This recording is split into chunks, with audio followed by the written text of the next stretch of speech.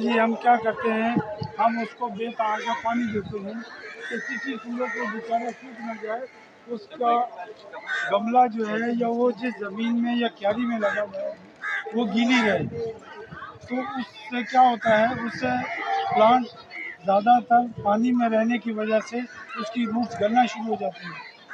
तो हम ये सोचते हैं कि यार हमने तो इसको पानी बिल्कुल दिया, पानी की कमी नहीं छोड़ी, धूप में भी रखा हुआ है और कोई ऐसी चीज़ भी नहीं दी, बल्कि कुछ लोग तो हमारे दोस्त या मैं भी, मुझे भी मिला लें, वो यहाँ तक करते हैं कि जिस पॉट में 1 चम्मच खाद डालनी हो उस पॉट में वो 1 डब्बा भर के खाद का डाल देते हैं। अब आप खुद बताइए कि जैसे डॉक्टर ने आपको पैरासीटामोल गोली दी है कि बोला जी एक टाइम में गोली खानी है, और आप अगर 10 गोलियों का पत्ता एक साथ खा लेंगे तो आपके साथ क्या होगा? यकीनन वो आपके फ़ायदे के लिए नहीं होगी, वो उल्टा आपको नुकसान देगी। इसी तरह जब हम पौधे के अंदर खाद डालते हैं तो खाद की ज़्यादती की वजह से अक्सर पौधे मर जाते हैं, या तो पानी की वजह से या खाद ज़्यादा होने की वजह से। सबसे पहला जो उसका मसला बनता है वो पानी की वजह से होता है। दूसरे नंबर पर खाद ज़्यादा डालने की वजह से वो मरता है। और खाद में भी हमारे यहाँ कराची में जो है ज़्यादातर गोबर की खाद मिलती है या ओजड़ी की खाद मिलती है। पत्तों की खाद 99% आपको कहीं नहीं मिलती। पत्तों की खाद के लिए आपको खुद अपना कदम आगे बढ़ाना पड़ेगा। जहाँ कहीं भी आप कंपोस्टिंग करते हैं या गार्डनिंग करते हैं, वहाँ आप एक जाली का रिंग बना लें और उसमें जितने आपके, अगर आपके पास अल्लाह ने स्पेस दी है, तो उस गार्डन में आप पत्ते डालते रहें। जितने भी आपके पत्ते गिरते हैं उसमें डालते रहें और हल्का फुल्का मॉइस्चर कर दें। किचन वेस्ट जो आपके किचन से बचता है वो भी उसमें आप फेंकते रहें और उसको थोड़ा बहुत मॉइस्चर कर दें। जो गत्ते हैं, जो कार्टन आपके यहाँ मिलते हैं, वो भी आप उसमें डालते रहें और उसको टाइम दें। इंशाल्लाह वो जो 6 महीने से 8 महीने लगेंगे, वो जो खाद बन के तैयार होगी वो बहुत बेहतरीन खाद होगी। वो पत्तों की खाद कहलाती है अगर खाली पत्ते हों। लेकिन अगर पत्तों के साथ अगर आप किचन वेस्ट भी डालते हैं तो वो हॉट कंपोस्टिंग में चला जाता है। हॉट कंपोस्टिंग भी वो खाद के लिए अच्छा सोर्स है। इसके अलावा देखिए, लेकिन ये सारी चीज़ें थोड़ी सी भी ज़्यादा हो जाएं तो आपके पौधे को नुकसान देती हैं। जैसे आप गोबर खाद लेने चले गए तो आपको मार्केट से गोबर खाद गली सड़ी नहीं मिलेगी। होता क्या है कि गोबर जितना भी इधर बाड़ों से जमा करते हैं वो जाके एक जगह डंप कर देते हैं और उसको फिर शावल से खोद कर जो नीचे वाला होता है वो ट्रक भर के नर्सरियों को सप्लाई कर देते हैं। तो वो पूरी तरह डिकम्पोज नहीं हुआ था। अभी हमारे भाई ने एक सवाल किया था कि जी जो हमारे पौधे हैं उनमें कीड़े हो जाते हैं, तो उसकी बेसिक रीज़न यही होती है कि वो आप डिकम्पोज खाद नहीं होती और उसको आप यूज़ करते हो, जिससे स्मेल भी आएगी, वो हॉट भी होगी और उससे कीड़े भी बनेंगे। जी। और जी, और वो आपके पौधे को जी देखिए, नहीं 3 महीने का टाइम तो नहीं है। बेसिकली कोई भी डिकम्पोजिशन है वो मिनिमम 6 महीने होती है। पत्तों की खाद तो 8 महीने साल भी ले जाती है जी। लेकिन सबसे हल्की, वजन में हल्की पत्तों की खाद जी। वो तो बहुत डाले ही नहीं जाते बीच में कंपोस्टिंग के। जी, वो मैंने जब मैंने वर्मी कंपोस्टिंग स्टार्ट की तो मैंने वो नारियल वाले के पास गया, उसके पास बहुत सारे नारियल के छिलके थे ब्राउन कलर के, तो मैं लेके आ गया कि चलो इसको मैं साथ ऐड कर देता हूँ। आप यकीन करें 2 दफ़ा वर्मी कंपोस्ट तैयार हो गई, जो कि तकरीबन 40 से 45 दिन का प्रोसीजर होता है। लेकिन वो कोकोनट के वो छिलके वो एज इट इज़ है। आप उसको जला के नहीं इस्तेमाल कर सकते? उसको जला के आप इस्तेमाल कर सकते हैं, लेकिन उसका बेसिक इस्तेमाल ये होता है कि वो कोकोपीट बनाने में काम आता है। आप उनको किसी भी हथौड़े से किसी भी चीज़ से कूटेंगे तो उसके अंदर से जो बुरादा निकलेगा वो कोकोपीट कहलाती है। वो आप सॉइल में मिक्स करके उसको इस्तेमाल कर सकते हैं। तो क्वांटिटी कितनी डालनी चाहिए? एक जैसे छोटा पॉट है, जी गमला छोटा वाला जो है, उसके अंदर कितनी क्वांटिटी आप डालेंगे? जैसे आपने गेंदा लगाया हुआ है, ठीक है, या कुछ और पौधे, कितनी अरसे बाद डालें, टाइम पीरियड से डालें और कितनी क्वांटिटी डालें? देखिए, जो सबसे तेज़ खाद जो मानी जाती है वो तेज़ किस वजह से होती है? उसकी वजह यह है कि डिकम्पोज नहीं होती। जब कोई चीज़ डिकम्पोज ना हो, ख़ास तौर पर गोबर की खाद, जब वो डिकम्पोज नहीं होती तो उसमें नाइट्रोजन का रेशो बहुत ज़्यादा होता है और उस नाइट्रोजन की वजह से वो हीट होती है। तो जब वो आप अपने पौधों में इस्तेमाल करते हैं तो पौधों की रूट को वो जला देती है, क्योंकि उसमें नाइट्रोजन की मिकदार ज़्यादा होती है। तो मैं अपने टॉपिक की तरफ आ रहा हूँ। तो एक गोबर खाद होगी, एक पत्तों की खाद होगी, इसी तरह एक वर्मी कंपोस्ट होती है जो कि हम केचुओं के साथ मिलकर बनाते हैं। केचुए हम किसी भी गोबर में मिलाकर उसमें केचुए डाल देते हैं और उसको थोड़ा सा टाइम देते हैं कि वो गोबर का टेम्परेचर कम हो जाए। उसके बाद उसमें हम केचुए डालते हैं। ये केचुए जो हैं रेड विंगलर्स कहलाते हैं और इनकी बनाई हुई जो खाद होती है वो वर्मी कंपोस्ट कहलाती है। और इस खाद को बनाने के दौरान जब हम किसी भी कंपोस्टिंग के बेड को पानी देते हैं, वर्मी कंपोस्ट के बेड को, उसमें से जो वर्म्स से पानी निकल कर आता है बेड से, उसको हम इकट्ठा करते हैं। वो एक बेहतरीन टॉनिक है। जैसे आप अपने मल्टीविटामिन्स इस्तेमाल करते हैं, इस तरह का ये टॉनिक जो कि वर्मी कंपोस्ट से मिलता है हमें। तो बताने का मकसद ये था कि गोबर खाद आपको जब तक कि वो डिकम्पोज ना हो वो नुकसान देती है। और फिर गोबर खाद में एक चीज़ और होती है, जब आप किसी भी गमले में या क्यारी में गोबर की खाद डालते हैं तो उस जानवर ने जो भी बीज वगैरह खाया होता है वो उस गोबर में आ जाता है, वो डाइजेस्ट नहीं होता। तो वो जब आप अपने लॉन में गोबर खाद डालते हैं तो वो जड़ी बूटियाँ उगना शुरू हो जाती हैं और कभी गोबर की ज़्यादती की वजह से पौधे भी जलना शुरू हो जाते हैं। तो उसके लिए ये जो खाद है वर्मी कंपोस्ट कहलाती है। ये सबसे पहले गोबर लिया जाता है, गोबर को ठंडा करने के बाद नए प्रोसेस में वर्म्स को इंट्रोड्यूस करा दिया जाता है। इसमें वर्म्स इस गोबर को दोबारा खाते हैं, दोबारा खा के जो एक्सक्रीटा करते हैं उसको वर्मी कंपोस्ट कहते हैं।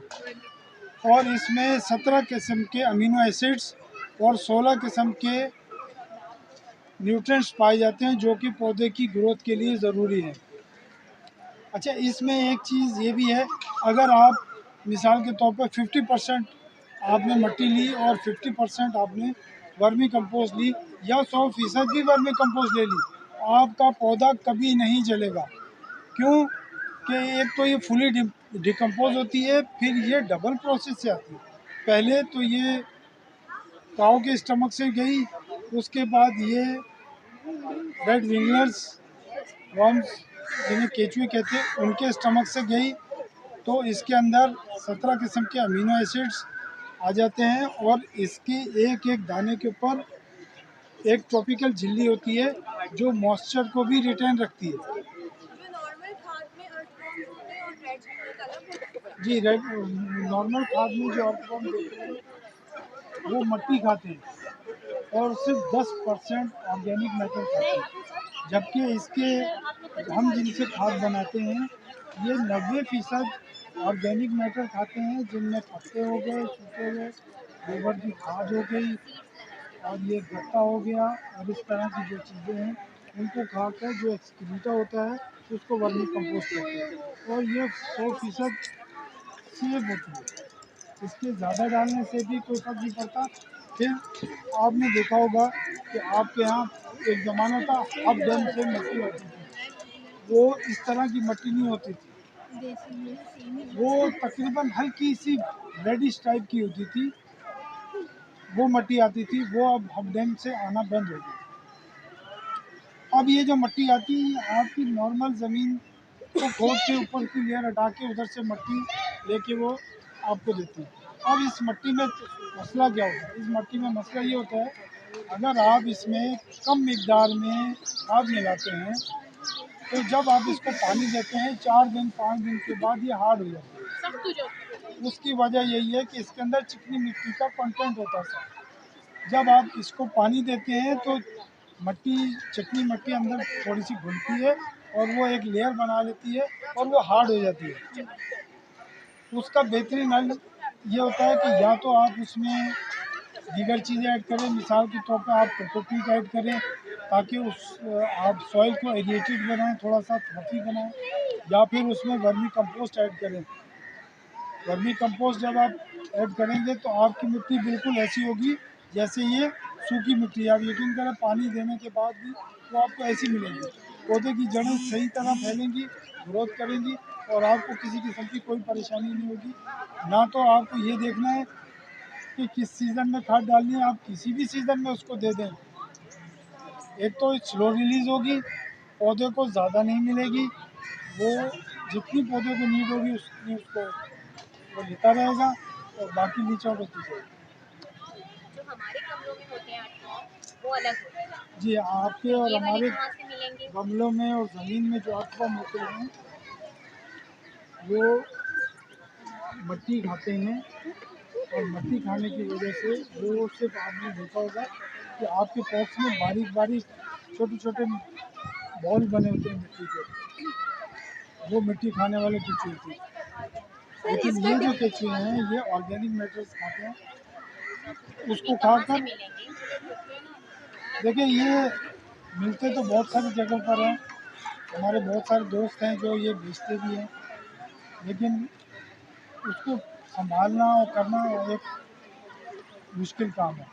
कराची का वेदर इस तरह का है कि गर्म मौसम में आपको इतनी जगह चाहिए होगी जिसमें आप उसको शेडी एरिया में रखें, तो उसको प्रॉपर एक मॉइस्चर लेवल है वो मेंटेन करें, तो आपको घर से अपनी खाद भेज दें। सर इसके लिए आप वो दिखा सकते हैं छिपछप मतलब ये किस तरह के होते हैं? देख लो करीब से। दिखाते हैं। ये देखें ये ज़रा ज़्यादा नाजुक होते हैं, जो मट्टी वाले होते हैं वो मोटे होते हैं। वो हाँ मोटे ये भी हो जाएंगे, मोटे ये भी हो अच्छा जाएंगे। इसमें वाइट कलर का वो नहीं है ना, जो इनका राउंड सा वो बना होता है, या तो मेल और फीमेल्स में बना होता है? नहीं नहीं, इनमें ये मेल babies फीमेल नहीं हैं? होती, ये एक ही होते हैं। ये बेबीज है। हम बस यही कह लें, ये अभी चूँकि सीज़न अभी शुरू हो रहा है तो जैसे ही मौसम थोड़ा ठंडा होगा ये एडल्ट हो जाएंगे। सही। ये अपना साइज़ छोटा कर लेते हैं, जब थोड़ी गर्मी होती है तो अपना साइज़ छोटा कर लेते हैं, जब मौसम सेट होता है तो ये ये बड़ा हो जाएगा। जी सही हो जाता है। तो कहने का मकसद ये है कि अगर आप अपनी सॉइल को फ्लफी वगैरह करना है तो उसके लिए या तो पत्तों की खाद ऐड करें और या फिर वर्मी कंपोस्ट इस्तेमाल करें। वर्मी कंपोस्ट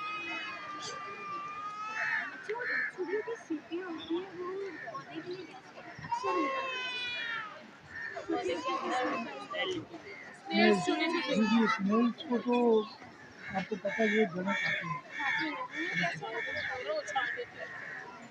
वो तो अगर आपके पास थोड़ी सी है तो उसको हैंड पिक कर वैसे लें, देखती हूँ वैसे ही छोटे छोटे बच्चे भी रहते हैं हैंड पिक कर लें, ये बेसिकली ज़्यादा गमलों के अंदर छोटे छोटे या तो बच्चे उसमें खाद वगैरह की होती है या फिर मॉइस्चर लेवल ज़्यादा होता है, बारिश गीला रहने की वजह से वो पैदा हो जाता है, तो वो थोड़ा सा टाइम लगता है उसका पप्पी कर देते हैं उनको। केमिकल वगैरह भी आता है। या फिर हैंड पिक कर लिए सुबह में जब आप देखें 2-4